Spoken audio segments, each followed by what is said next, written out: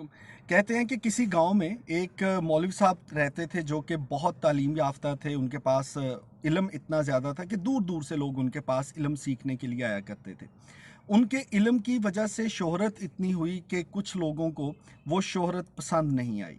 एक दिन एक नौजवान उनके पास आया और कहने लगा कि मौलाना, मैंने आपको देखा है कि पूरे इलाके के लोग आपके पास के हाज़िर होते हैं, बस्ता अपनी अर्ज़ करते हैं, आपकी बात को बड़े गौर से सुनते हैं। आपका पूरे इलाके में एक नाम है, मुकाम है, इज़्ज़त है, इतने मशहूर आप हो गए हैं, मेरा जी चाहता है कि मैं भी मशहूर हो जाऊं। मौलाना ने कहा कि नौजवान, बात यह है कि अगर तुम मशहूर होना चाहते हो तो उसके लिए तुम्हें बहुत मेहनत करनी पड़ेगी।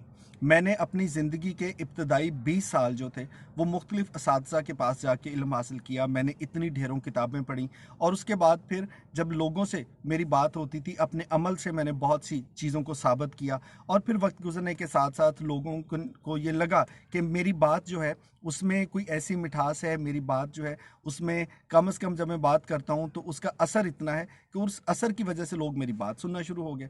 तो अगर तुम भी मशहूर होना चाहते हो, आज से ही आगाज़ करो, नेक काम करो, अच्छे काम करो, पढ़ना शुरू करो, दीन की तालीम हासिल करो, उस पर अमल करो, और यकीनन एक वक्त आएगा कि तुम्हारी बात में भी असर होगा और लोग जो हैं वो तुम्हारी इज्जत भी करेंगे, तुम्हारी शोहरत भी हो जाएगी।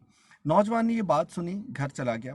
अगले दिन जब सुबह सवेरे मौलाना साहब उठे हैं तो पता चला कि पूरे गांव में किसी एक नौजवान का तस्करा है।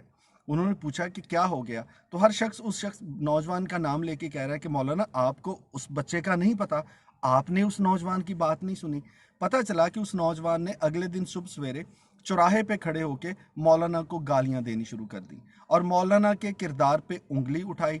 और इसकी वजह से पूरे गांव में हर शख्स की जुबान पर उस नौजवान का नाम था कि यार फलां नौजवान ने ये बात की है, फलां नौजवान ने ये बात की है। वो मौलाना मुस्कुरा के कहने लगे कि हाँ, ये मुझे समझ आ गई कि उसने बात क्यों की है। कल वो मुझसे पूछ रहा था कि वो मशहूर होना चाहता है, लेकिन जो रास्ता मैंने उसे सिखाया वो नेकी का रास्ता था। उसको शायद मशहूर होने की बहुत जल्दी थी, उसने ये रास्ता इख्तियार किया। ये कहानी बहुत पुरानी है, लेकिन यकीन मानिए आज के सोशल मीडिया के दौर में मुझे लगता है कि ये हर दूसरे उस शख्स की कहानी है जो कि सोशल मीडिया पर बैठकर लोगों पे अपने तबसरे करता है।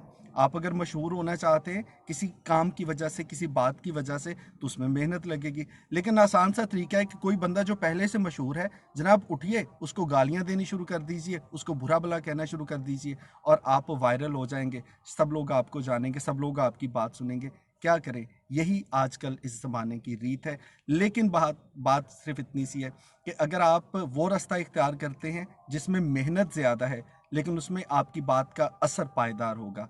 और अगर आप किसी को गाली दे के मशहूर होना चाहते हैं, मशहूर तो शायद आप हो जाएंगे, लेकिन उस पॉपकॉर्न की तरह जिसका जायका मुंह में चंद लम्हे रहता है और ख़त्म हो जाता है।